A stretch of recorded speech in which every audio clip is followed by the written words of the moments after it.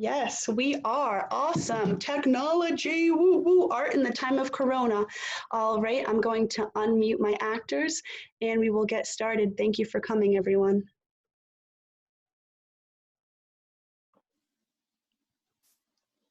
An Ocean in My Soul by Charise Sowells. Scene 1. The stage is moving like a black ocean, and the water heads and limbs bob up and down. The moon shines full and bright in the distance. An omniscient voice booms after a moment or two. Bobbing in this sea of transnational beings, trying to keep our heads above the water which has stolen so much of our past. We are united by our displacement, Black, African, mixed, gay, Afro-Asian, Brits, Indigenous people, and all people marginalized in societies everywhere. Due to the recklessness of colonization and slavery, indentured servitude and forced migration, mixed breeding of people like dogs, and the destruction of cultures and lands for economic profits. To all of you who have suffered through the repercussions of these movements, this is our home. How, you may ask, is this sea darkened by our bloody histories anything one might call a home? It is the one location that binds us and keeps us strong when the rest of the world weakens us and detaches us from who we are and where we came from. It is a way to hold on to what has been thrashed and torn to pieces for centuries. This ocean of memories is the Black Atlantic, the one place we can always refer back to so that we may never forget the sacrifices of our ancestors. Instead, we shall remember the community of which we are a part and know that we are never alone in our struggle. Welcome home. The water begins to boil furiously, taking the heads below the surface. A ship rolls in. Most importantly, the grand sails move across the water. Colonist, a jovial European man quite satisfied with himself, walks on stage in front of the water and stands with scroll in his hand. Hello, you savage beasts. Please do be kind and pay us mind for only a moment. This land you have is quite lovely, I must say. If only it were to remain your land forever. The time has come for you to evolve into a civilized existence with a civilized language and a civilized belief system. Most importantly, you are in dire need of a civilized economy with monetary values and hierarchy. Do you understand? You will thank us for this later, I promise. Your land will be more prosperous than you ever fathomed possible. We ask for your cooperation. Oh, who am I kidding? You will cooperate with us or face the consequences, those being a slow and painful death, a breaking down of your spirits, a raping of your most prized women. Oh, and just for fun, the stealing of your children. We will do our best to keep your families together, but at this point, you are seen as part of the land and will be treated thus. Any questions? Of course not. You don't understand a word I'm saying, do you? Well, isn't that grand? Please sign here, my friends, and submit your lives to our hands. The colonist offers his scroll and a feather pen to his audience. Scene 2. On the other side of the stage, Gilbert and Lydia, a Black man and a woman, sit. The mother cradles the baby to her breast. He's quiet now. He was just hungry. I don't want to see him go. It's not up to us, Gilbert. You know that. I do. That doesn't mean I like it. I don't like it much either. He's my baby, no matter how he came to be. He's my only one. But he's going to have a good life, better than the life we could give him. He's going to be telling us what to do out there like that man Neil is now. Yelling at us all the time like he forgot where he came from. He's going to forget who he is too. They all do. Not if I have anything to do with it. They might take him away, but he's still my little boy. I love him like he's my own child too, Lydia. I don't know why, but I do. Because you love me. That's why. I suppose that's true. They kiss. I got to get back to work now. You better hurry up too before Master gets mad. I'm feeding his baby, for God's sakes. Don't make no difference to him, Lydia. He puts his hat on. I'd say you don't got much more than 5 minutes before he comes out looking for you. He exits. You finished yet, baby Alex? Mama's got to get back to work, you hear? Baby Alex continues nursing. She begins rocking him. You sure are beautiful, you know that? Amazing. Something so beautiful can come from what I done went through. I wouldn't take it back if I could now. Didn't think I wanted it at the time. I was screaming for my life. But instead of listening to me, God gave me you. A combination of joyful and bitter tears fall from her eyes. Baby Alex begins to cry too. She lightly caresses him, shushing him. Shh. Now, just because I'm crying doesn't mean you need to start. Mama's all right, Alexander. Mama's gonna be all right. Listen quietly. Be still and you'll see all is calm here. Close your eyes and enter your dreams. Alex is finally asleep. She carries him off stage to put him to bed. Scene 3. An older Alexander walks onto the other side of the stage. Grown up and dressed more like the colonist than his parents, he carries a whip. Following after him is the colonist. I think you've been doing a mighty fine job up until this point, Alexander. Do not disappoint me now. I'm relying on you to make sure that this plantation runs properly. And if that means beating those niggas until they ain't got no more power to say anything about it, then that's what I expect you to do. You may not think that I understand what's going on here, but I see it all clear as day. You feel sympathetic for that negress who gave birth to you, but she is not your mother anymore. She is no different than the rest of them niggas out there. She is beneath you. Does she feed you? Not anymore, master. No, she doesn't. And she barely gave you food when she had you. She gave you what was in her breasts. And once that ran dry, we took you into our home and raised you up in our house so you were strong and healthy like a good overseer should be. Now, look at your clothes and look at all the poor niggas out there who got nothing to wear but the t-shirt on their backs. Is that what you want? No, master. No is right. You want the life we can give you. And we want you to have that life too, son.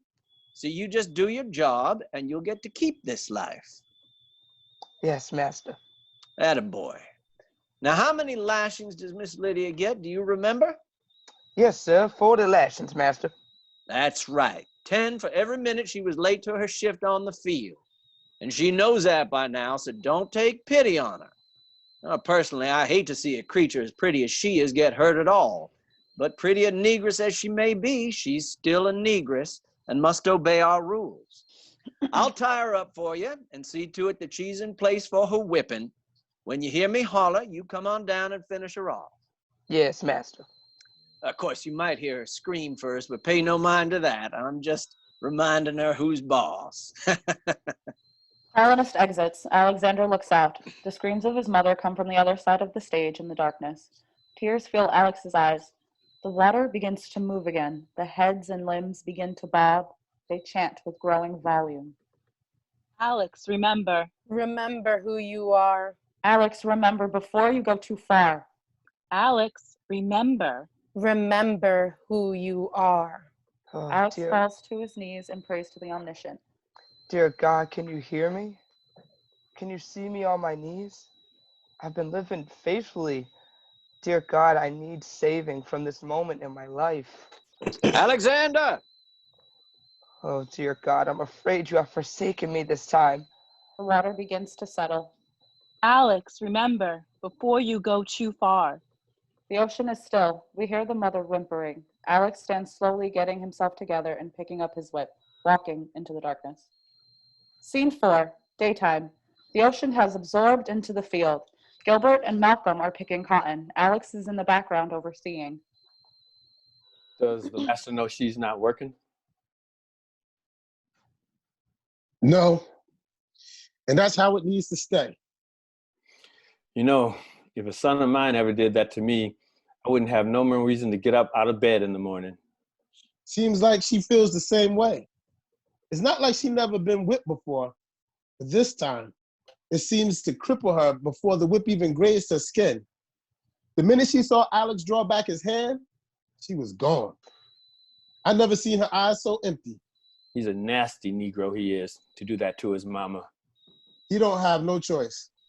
We all got a choice. If I had to risk my life or my mama's, I would choose mine. That's a choice. And he chose his mother's. Either way, Lydia didn't bring him into this world to have him taken away. She is real sympathetic to his situation. She'll love that boy till the day she dies. It's a shame the way this happens. The master goes around causing trouble every way he can and leaves a mess for everybody else to clean up after. What you talking? He rapes our women, then steals our children and turns them against all of us, all of them against us. Every one of them. Mulattoes are the most selfish people out there. They don't care about the master. They don't care about the slaves. All they care about is themselves, or they wouldn't go around beating everybody that moved. Alex, don't do that. Well, he's new blood. Give him a couple of more years and you'll see. You won't even want to call him your family no more. You'll be too ashamed to. I ain't never gonna disown my son the way he has me and Lydia. What right I have on hurting him right now if I planned on hurting him the same way? Well, now, I hate to say this, Gilbert, but he ain't your son. What is Lydia's is mine, Malcolm. Nothing's gonna change that. You know, I've been on this here plantation longer than you and Lydia have put together. Maybe you don't want to hear what I got to say now, but you'll remember this conversation years down the road, and you'll wish you had listened to me. Just because I don't agree, don't mean I'm not listening. It's a hot one today, ain't it? Sure is. A wave from the black Atlantic washes over Alex from behind. Gilbert and Malcolm look back as the wave engulfs them too. Scene 5. The moon rises once again. The heads and limbs bob. The omniscient voice booms. Now we travel to an Alexander of another time, mixed and confused, resented by his peers. He is accepted as an exception to blackness in the white world. He is dismissed for his shortcomings of blackness in the black world. Instead of being treated as both, he is perceived as neither. There is no happy medium between his two halves. Circumstances are not as devastating as they were for the biracial overseers, but are complicated nonetheless. And because of this, Alex clings fervently to the ocean floor, just hoping to find footing on a piece of common ground. The ocean rises to reveal Alex amidst the other bodies in the ocean. He is wandering. The bodies touch him, pull him aside, make him listen and interact when they are talking. Ooh, look at his skin. It is so pretty. I love those light-skinned boys. Too bad he doesn't have the light eyes and hair, too. That's the ideal I mix. bet he doesn't even go for sisters. He probably thinks he's too good for us. Well, guess what then? We're too good for you. You don't even dress right. You know what I like about you, Alexander? You don't have that obnoxious black son. You know what I mean? That like ghetto, I'm a dog, so watch out type. It's like, oh, please grow up and get a job. I love that natural hair. It's so big. How did you get it like that? Is it natural? Oh, so you act white like that because you're mixed? Well, that's cool. Well, we'll just have to help you out. Get you some cornrows or something. Teach you how to walk with swagger and everything. Diversity and tolerance. We are all about mixing it up and letting all kinds of people work for us. It looks good on our part nowadays anyway. And what's great about you is that you can really go either way. I love how universal you look. That is so in. Boy, you got good hair. You should straighten it. One more question before you go. Now, what's up with your hair? I know it's not a Drew fro, but like, what is it? Don't worry, this won't affect the hiring decision. I love dating you, but you know I can never bring you home to meet my family, right? Stop it, all of you. I want to go home. The ocean sinks, and a projection of home lights its surface. Home. What is home? Is it the home you grew up in? Is it the town you learned to love after finally managing to move away? Is it a safe space where no one challenges or invalidates your existence? Is home inside the people you love? Is home inside? Is home ever changing with the tide? Scene 6. Alexander enters. His mom, Susan, is on the other side cooking. Oh, you're home. Yeah, How was your day? fine. Fine. That's it? Did something happen? No, I'm just sick of dealing with this. Dealing with what, Alex? Just everyone telling me what I can and can't be. They're jealous, honey. No, they're not jealous, Mom. Why do you think they say the things they do? Because they feel good about themselves? I don't know. Well, I know. You don't know anything about being mixed. I've raised you, haven't I? When you were little, I dealt with people constantly asking me if you were adopted. People I didn't even know believed they had the right to ask me anything they wanted. Why? Because they're so unsure of the world that they want people like you and me to clarify and make things easier for them. That doesn't mean they're jealous.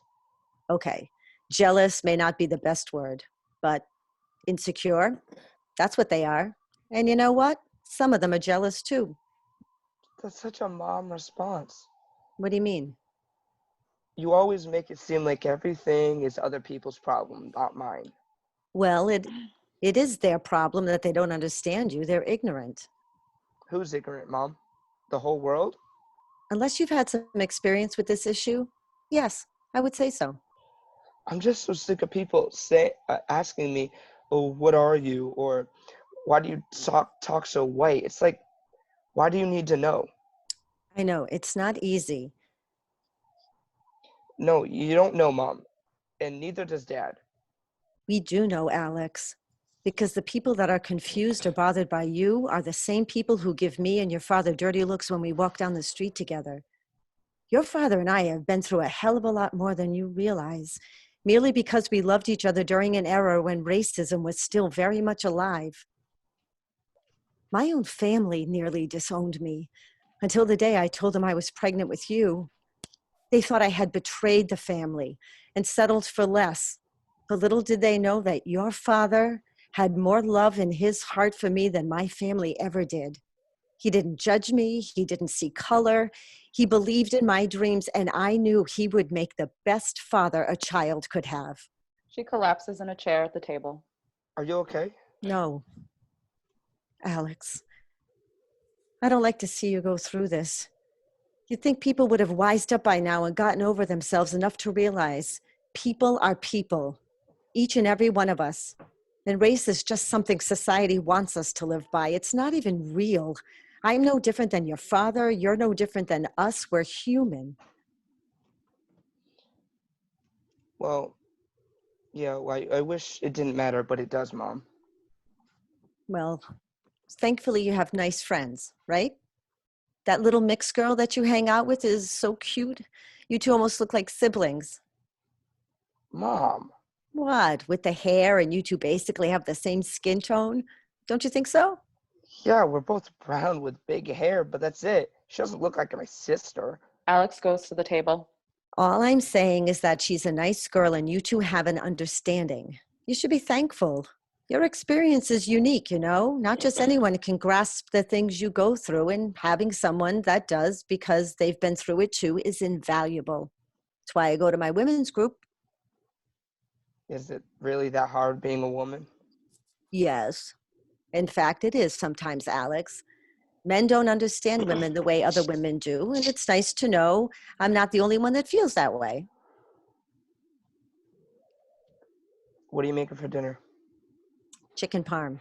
Why don't you help me finish setting the table? It's almost ready. He goes to the drawer and gets some silverware.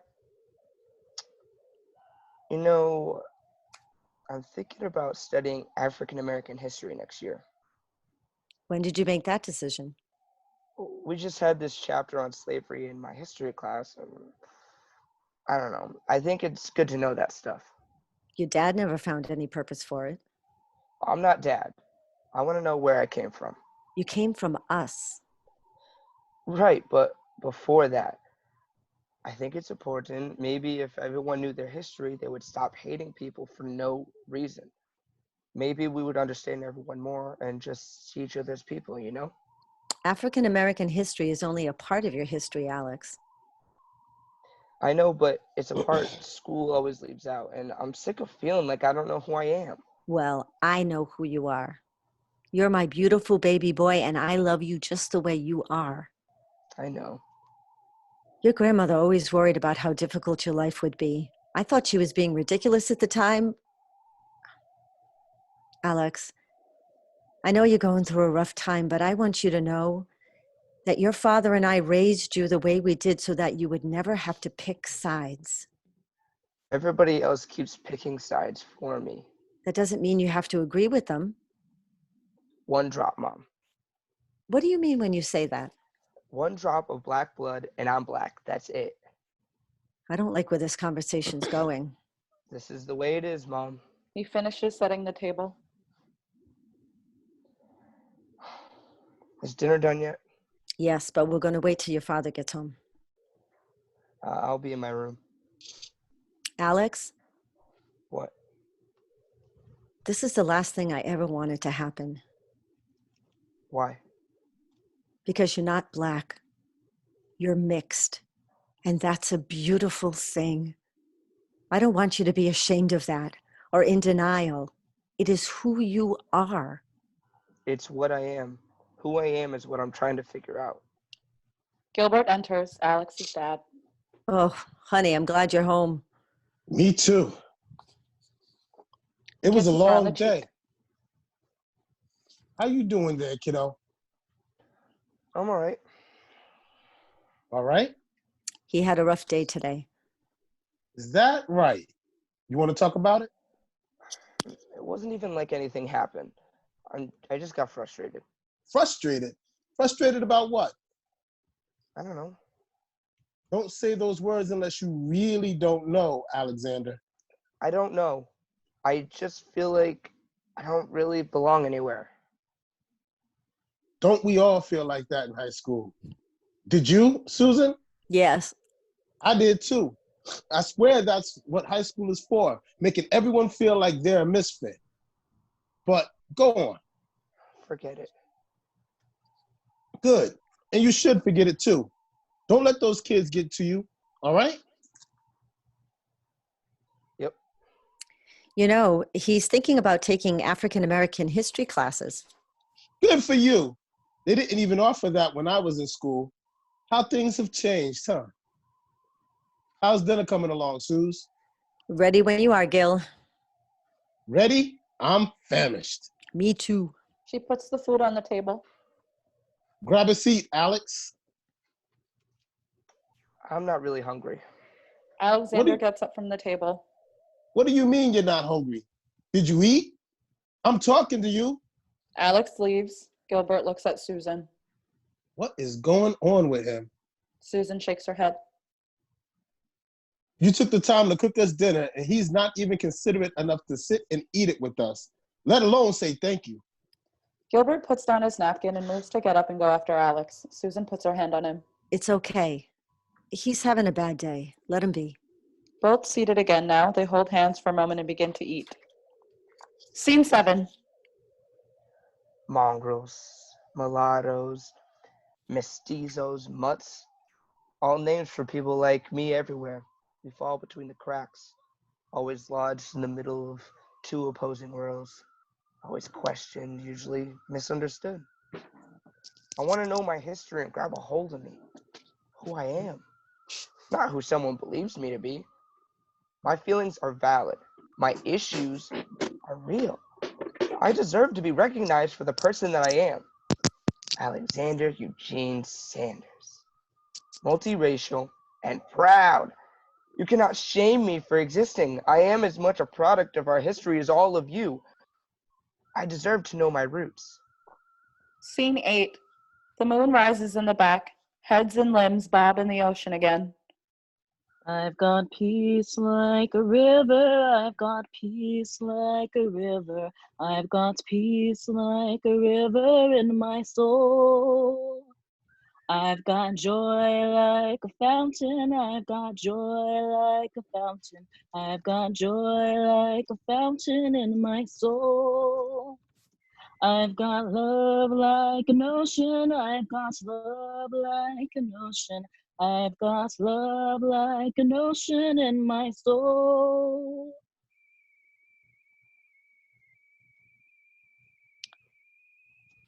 Gilbert is applying meat fat to her wounds from the lashing. I've got love like an ocean in my soul. I got love like an ocean in my soul. Remember that one?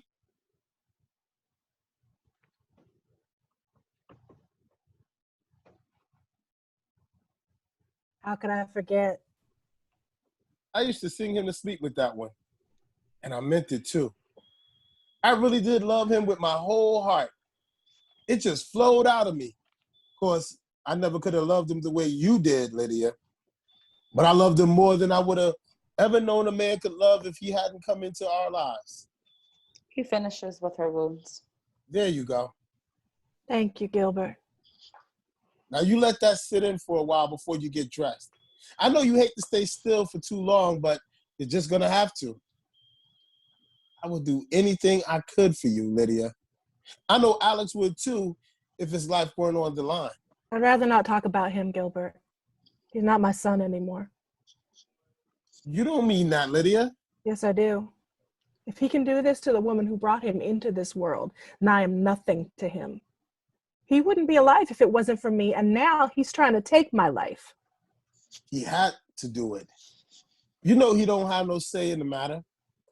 I would never lay a finger on him that didn't have love in its bones. Never.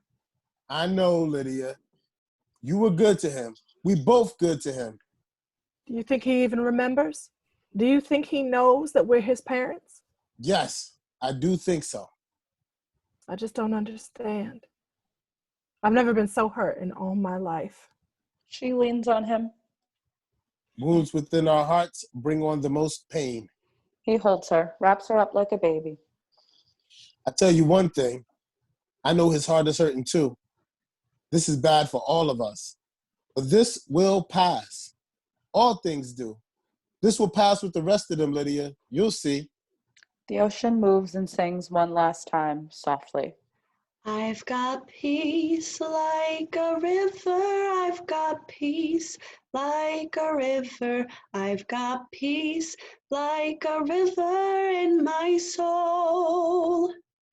I've got joy like a fountain. I've got joy like a fountain. I've got joy like a fountain in my soul. I've got love like an ocean. I've got love like an ocean.